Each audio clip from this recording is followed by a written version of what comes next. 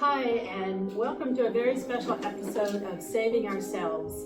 Usually I'm on Zoom with some faces in boxes, and today I get to be in a room with actual live people. Very excited to introduce you to the Santa Barbara Craftivists. So thank you for inviting me, and thank you for being willing to do this. I just want to go around real quick and give just your first name and tell us what you're working on today and why that's, just a real quick about why that's important to you. Okay. My name is Rose, and I'm working on the agenda for our 11 o'clock meeting. My name is Charlotte. I'm making crocheted hearts, which we've made thousands of now to raise money for various causes. So my name is Holly, and I'm knitting a baby blanket for my granddaughter, who isn't pregnant, but planning to have a baby sometime in the future.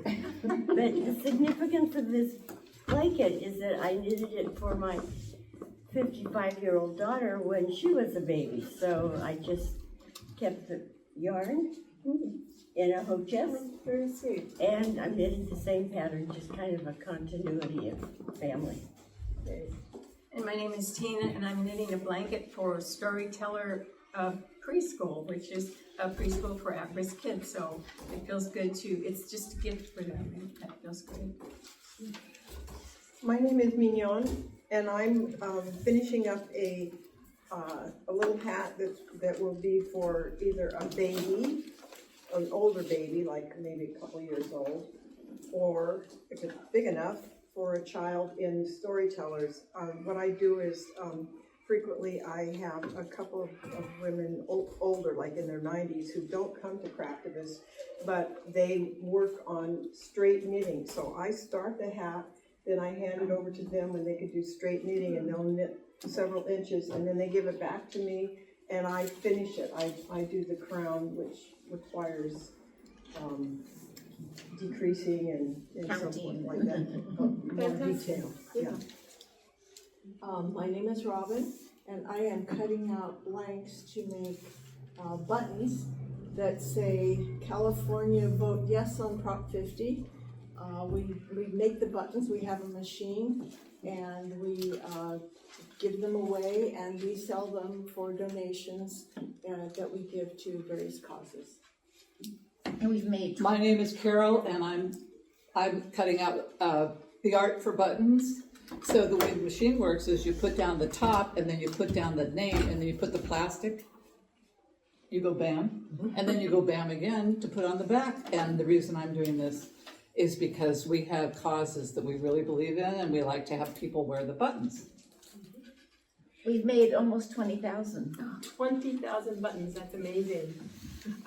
I'm curious, I appreciate that you all are very up on current issues and you have causes you want to support. How do you think that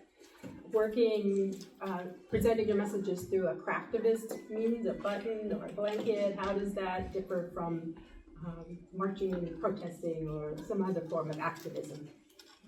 Well, we do that too.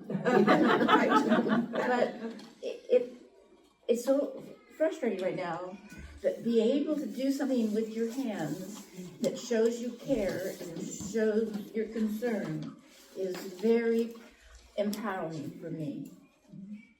Anybody else have thoughts on why craftivism is especially important to you? Well, when we tell people, when we go to rallies and we go to marches, and we frequently will have a table with our items available to people, and when they see them, they're always in awe of what we have created. We create really beautiful things, and so they have an emotional connection with them, and they really want to, like, this is one of the vote yes on 50 buttons, and we've made hundreds and hundreds of these right now and distributed them all over, and then we get a chance to talk to people about them, and it just feels really good that we're doing something, because this is a time when we all want to do something. Absolutely. And it's also a way to find new people to come. That's right. I met Charlotte at the farmer's market, and I've been here for a little over a year now. So people get excited, oh, I can crochet, I can make buttons. And so when you met her at the farmer's market, what was it about what they were doing or saying that appealed to you? Well, she had the buttons, she had the cards with the hearts, and the hearts come on a card that actually have the instructions on how to make the heart on the back. And I was with my family and they kept walking in Charlotte and I just kept talking and talking. I got so excited about finding this group because they're all wonderful people. So I just wanted to share something really quick, and that for me, knitting is meditation, and so I put my thoughts and my love into what I'm doing, and so I'm hoping that that transfers to the person I'm giving it to. And so, and the other thing is the group of these women, they're just smart and older and knowledgeable and kind, and it's just really nice to be in with a group of like-minded. I think it's really empowering. I think it's empowering to be with the group because we could do something alone at home, but my mind tends to go into my mind. And when I'm with a lot of women, I have a lot of other things to talk about, and I learn so much from everybody here. This is a super nurturing and supportive and compassionate group. I mean, we remember each other when one of us has an illness, we step up and we support them in whatever ways they need support. And, well, we have had one member who has passed on. She was 96 when she joined our group. 96 when she joined the group. When she joined the group. And she was with, I think, maybe she was 95 and she turned 96 and she passed away this past February. And many of us were there, of course, in her memorial service. That was Claire. And I like to know that I've got 14 years left. Constructive.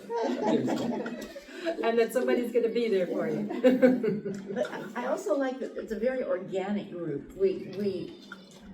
And no one's necessarily got set positions, although we couldn't operate without Rose, who keeps everybody organized and minutes and information. So but everybody just jumps in and whenever there's a need. Yeah, people show up and they say, what needs to be done? Yeah. What do we need the most today? Oh, I can do that, I can do that. Yeah. And they just start in. When you mention organic, I was thinking that's how it started. It started when Trump was elected and people started making the pink hats, the missy hats. And then it evolved and they started making other things, and somebody had an idea or knew about a need here, and it always had the underpinnings of being a political group. And but also the craft part, it's like knitting and crocheting, and that craft has kind of historically been women's work.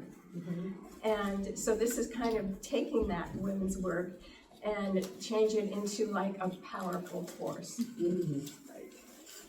I wonder too if it makes it easier to have this entree to conversation. Oh, what are you doing? Did you make that? As opposed to saying, let me talk to you about climate change. We're sneaky. If you'll notice, Mignon's hat has a blue wave hat band, which is, and she has sunflowers. Before the election, this is what we made a lot of, were the blue waves, and this is just a band, and anybody can put it on their hat. And we were all working toward the blue wave, of course. But it's also a climate activism symbol as well. Right. And then it just makes a nice place to put our other buttons. Show all the handiwork. Right. And the other thing about that is some people are interested in climate, other people are interested in protests and rallies, and other people are interested in doing things for other countries. So it's really a nice group that way. It's very diverse. And by something somebody says, they say, you know, I'm interested in climate, and I'm interested in climate, and that's where I'll sit and do my thing. I see, but there's no requirement that you have to sign on board a certain agenda or. No. People come and say, what can I do? And here are the different jobs, and they hear one that they want, and that's what they get into. Mm-hmm. Have you ever had someone come in and say, oh, this is a knitting group, and find out what you really are about? No? No. That's curious. Well, we've recruited a lot of people in the Isles of Michaels at the yarn place. Oh, yeah, really? That's our primary Mignon spot. was really good at that. Yeah, I haven't been to Michael's for a long time, but there for a while. I mean, last summer, I think it was 2 or 3 people that I just talked to in Michael's. One, I was checking out, I was in the checkout line, and, you know, because they see what I'm wearing, you know, and then I talk about it, and of course I'm passionate about it, and they say, oh, I would, that's my group, you know, I'm so glad to have met my people. That's how I was introduced, I was at a Tesla takedown back when Elon Musk, while he still had monetary power, well, he still does. But I met Mignon at a Tesla takedown, and she said, oh, you've got to meet Charlotte. Wait just a minute and I'll call her. So then Charlotte came. I said, I like that button, I want that button. She says, Charlotte's got all kinds of buttons. So she called Charlotte, and Charlotte came with all these buttons, and I just went, I'm in. These are my people. And that was like 4 months funny. ago. After my first meeting, I went home and told my husband, I found my tribe. That's so good. People think, the protests and marches only happen every so often, but, political action is happening in Michael's every day. We're just flying under the radar there. Have you ever had a surprising reaction from someone who, received one of your gifts or discovered the buttons or the anything that was Well, I was talking to a woman when I was in, I swim at a club, and she was, we were in a locker room, and I think it was the first day of fall, and I said, in celebration of the first day of fall, I would like to give you one of these buttons. But I said, but only if you'll commit to wear it, because we worked really hard to make these things. And she said, I would love to wear it. She said, but I work at Costco, and it would just be too political to have people challenging me on what I'm wearing, so I couldn't. She said, but otherwise I would wear it. Yeah. Interesting. Last week I was sharing with the group that we knitted and crocheted items for Planned Parenthood, and they had big book sale. And I went there to tidy up our baskets, and there were 2 women there talking about our group. And I didn't say that, I was part of the group or anything, because I was interested to see what they would say. And they basically were very complimentary, and it really made my chest puff out, because they were saying, the Craftivists. So we are becoming known in Santa Barbara because we try to make a presence at most of the protests, rallies, marches, whatever. We were on the overpasses this past weekend. So it's really nice to hear people say, they're a really good group of women. They gave all these hats to Planned Parenthood. So it was very amazing to hear people. Be the fly on the wall. So Right. Speaking of hats, it reminds me of the project that was really most close to my heart. Is one of our members is a doctor in Myanmar, Burma, and she works with the midwives to care for newborns. And we have now made over 2,000 tiny, There's some of them on the shelf. hats for those children. But then the story of how the hats get transported over in wagons with donkeys, over trails, remote trails, to these villages where their homes have been destroyed, they're living in caves and tents, and the midwives draw the mothers in by having these hats to give them.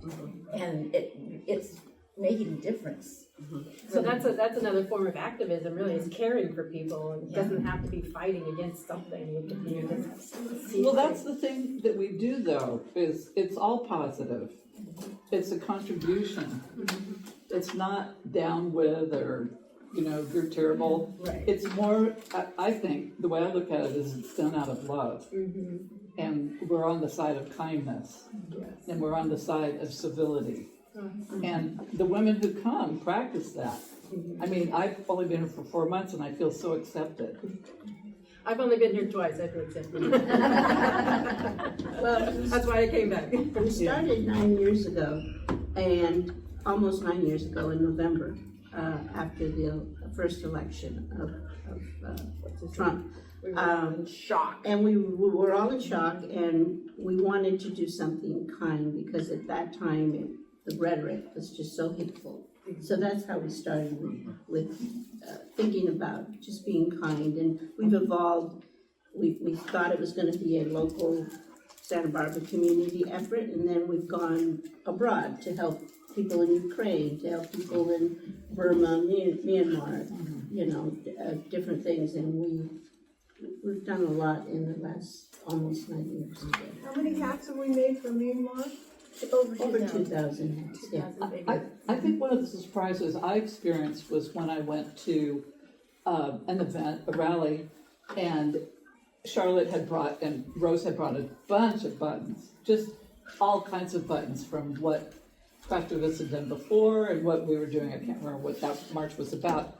But the people that came up to the table were just like, wow. And they were picking up buttons, and Rose and Charlotte and a couple volunteers. Were you the one who was drawing for us? Yes. Yeah.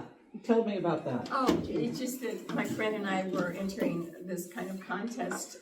We belong to a urban sketchers group, so we decided to take on our group and do like a little sketching documentary on this group. So we started it, and we're waiting to hear. We're accepted in the first phase, so we're waiting to hear if we make the next cut on that. Oh, how But exciting. it's fun just to sketch people working and tell about the group in a different way. Yeah, I love that. I mean, that's its own practice. Yes, Shining that's right. spotlight on craftivism. That's so perfect. Yeah.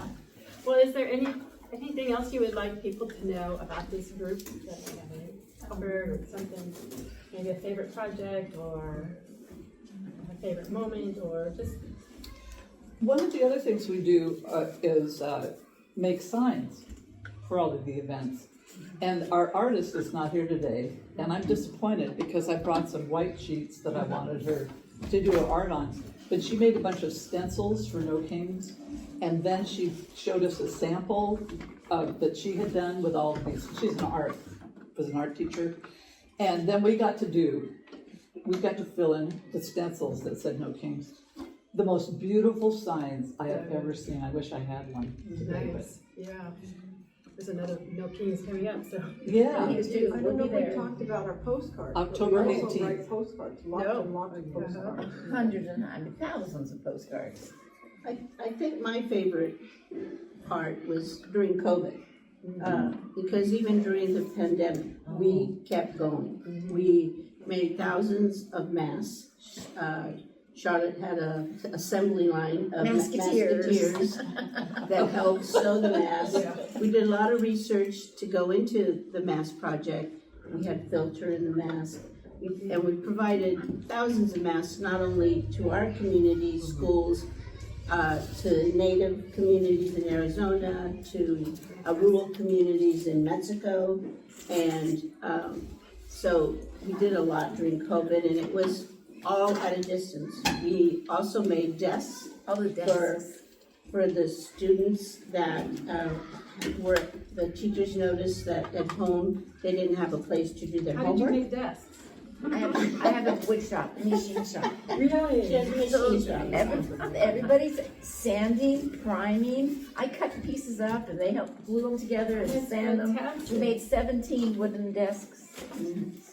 And they were delivered to the students of Harding University's school on the west side, and they kept their desks. So that was, to me, great, because even at a distance, and we didn't have our meetings, but we Zoomed. Well, the meetings were by Zoom. Right, They- right. We did have Yeah. that.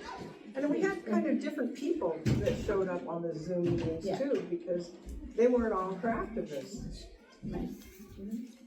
Well, I guess that's craftivist, yeah. So that was my favorite time, Yeah. even though we couldn't really gather in person. But you felt the need, you Oh, were yes. satisfied. Yeah.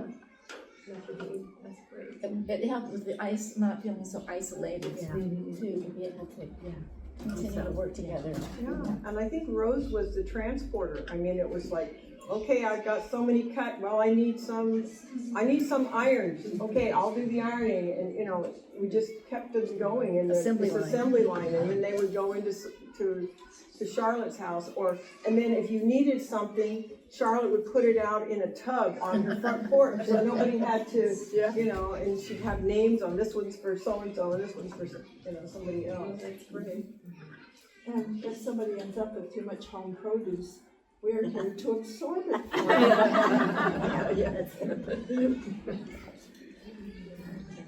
I brought in figs off my fig tree, which is in abundance a couple weeks. Which reminds me, Any final thoughts? Anything you'd like to share?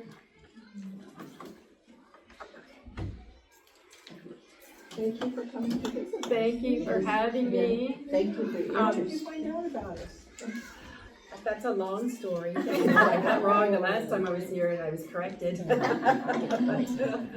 I wrote a book about called Madness on the Brink of Eco-Apocalypse, and I featured groups doing good things because I felt like it was not really helpful to point out all these problems and just leave people hanging. So at the end of each chapter, when I talk about air pollution or climate change, I point to a group and said, if this concerns you too, look them up or start your own chapter or find a group like this near you. And so through that process is how I found you and fell in love, and I'm really glad.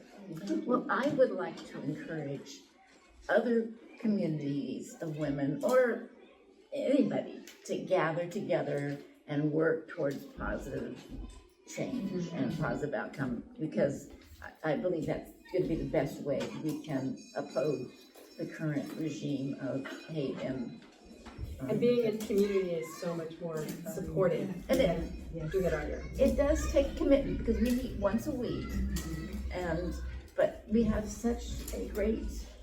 It's uplifting. But you don't have to be here every week. I mean, there's no attendance or anything, and people come when they can. But we notice when people aren't here. Yeah. We miss them. And we let them know when we miss.